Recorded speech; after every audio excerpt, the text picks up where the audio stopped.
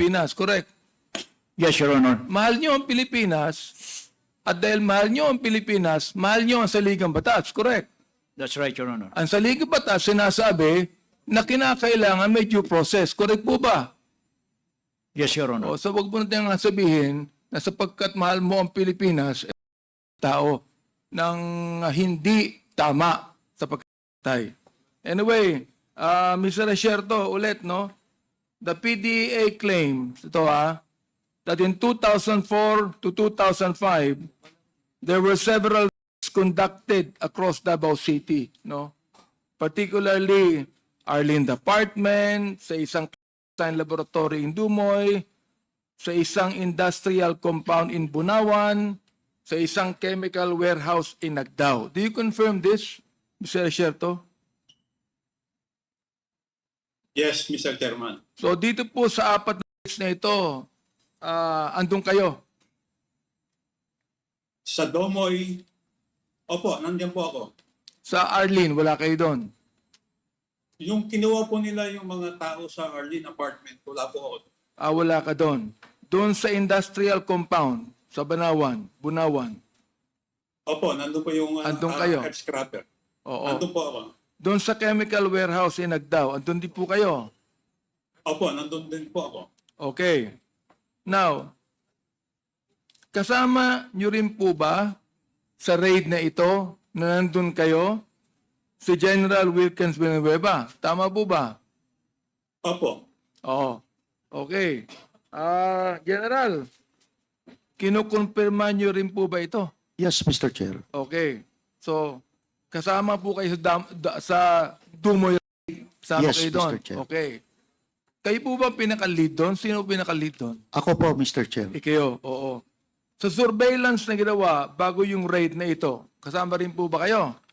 Mga tao na namin po yan, Mr. Chair. Mga tao nyo na. So, Mr. Resierto, naalala nyo po ba kung bakit naging target yung apat na lokasyon na yan? Naalala Opo. nyo? Opo. Meron po ba kayong ginawang surveillance dyan bago nyo ginawa yung pag... Opo. Sinurvey lang po namin sila ng matagal. Opo. Kasama po ba kayo sa mga nag-surveillance sa mga areas na yan? Hindi po sa lahat ng pagkakataon. Ang talaga po naggawa ng surveillance ay Okay. Pero kasama kayo sa ibang surveillance na ginawa. opo. So, sino-sino po ba yung kasama nyo sa nag-surveillance? Si Captain Pajardo, Late Captain Pajardo, si then Sergeant Perote, the late Sergeant Perote, and Jerry Liwanag po. Okay. Mr. Chair, gusto ko lang ulitin by way of manifestation na tulad po ng ating mga mabubuting general dito na naniniwala po sila sa due process pero mahal din po nila ang kanilang bansa. Ano? Ang sinasabi ko lang dito ay ganito. Naniniwala po ako sa war on drugs. Naniniwala po ako ng mga Chinese lord na ito hindi manatiling buhay kung kinakailangan pa. Pero naniniwala rin po tayo sa ating saligang batas. Oho, na kinakailangan po may due process na ang suspect is considered innocent until proven guilty. Na ang na ginawa ni Las Cañas, kung totoo yan, ay maling-mali at hindi dapat sa ating demokratikong lipunan. Yun lang po, Mr. Chair. Salamat po. Thank you, Congressman Abante. Just like what you stated, this representation also feels that due process must always be extended to the people. Medyo hindi ho karapat-dapat yung ilalagay yung batas sa kanilang kamay. So, now that we have already completed interpellation. May I do some follow-up questions, Mr. Chair? Just short ones. Okay, because after this, we have Yes, I another know. presentation. So you have 10 minutes, Congressman Adyong. Thank you, Mr. Chair. Let me go back again to Dumoy Road because I want to understand. Sa Dumoy Road po, DJ Wilkins, di ba may namatay po, but there are also other who were apprehended, no? Tama po ba? Po lahat, wala pong na-apprehend. Po lahat. Opo. But it's in connection with the Dumo raid, you went to a certain apartment and they were able to secure 11 other foreign nationals. Is that correct? Separate po yon sa Yes, affiliate apartment but po it's well connected with the Dumo raid. Is it correct? yun. Just because those people involved in state laboratory were living in Dumoy, Mr. Chair. Yeah, okay. But with the before you the Dumo, you mentioned about a 24-hour surveillance that you did, right? Yes, Mr. Chair. And for 24 hours for 3 months, am I correct? 3 months, Mr. 3 Chair. months. And you were able also to identify a certain Johnson Chua and Alan C. You mentioned about these foreign nationals, Chinese nationals, who were at one point or the other, owned that laboratory. Am I correct? The Johnson Chua was taken from the toll log ni toll yung sa cellphone Okay. na according to Colonel Asierto, ito yung nagpapadala ng mga chemicals na naping sa Davao City. So kaya pumasok yung Johnson Chua.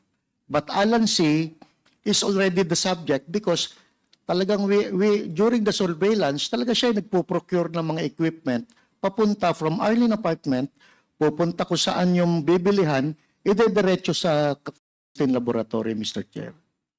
May I ask the COMSEC to show please kanina yung mga pangalan at may napansin po ako na Alan C doon eh. Can we ask the COMSEC to please show the presentation? I just want to patch some connections po, no? Can I ask the COMSEC? But before while waiting for the slide, can you confirm again, Mr. Chair, General Villanueva, that the Alan C is married to a certain Jed Pilapil C? Yes, Tama po Mr. ba? Chair. Yes, Mr. Chair. Okay, thank you very much. So nung nang-raid po kayo dito sa Dumoy, sinabi naman po nakasama si Asierto, Colonel Asierto. Yes, Mr. Chair. And the intelligence report that you gathered was actually from Asierto, speaking about a certain chemical precursors being delivered to this chemical what do you call this, factory or ano ito? Or laboratory. No, Mr. Chair. Yung pumasok si Johnson Chua because of the information coming from Colonel Asierto na merong nagdi-deliver or nagpo-procure ng chemicals on other area but na ping na naandun sa Davao City. Okay. It's because of the toll log, Mr. Chair. Okay. There are pictures that was shown earlier, Mr. Chair. Can I ask the COMSEC? Para po klaro yung ano. If I recall, yung isang picture po dyan, Alan C, pero ang sinabi po dyan is at large siya, no? Ayan, Alan C, at large. Yes, Mr. Chair. Yeah, do we have wala ho tayong alam whereabouts sa ngayon? Wala siya doon, Wala Mr. ka Chair. because it's at large, di ba? Yes, Mr. Okay. Chair. I'd just like to ask, is Colonel Asierto present? By the way, before I ask Colonel Asierto, when you request for a search warrant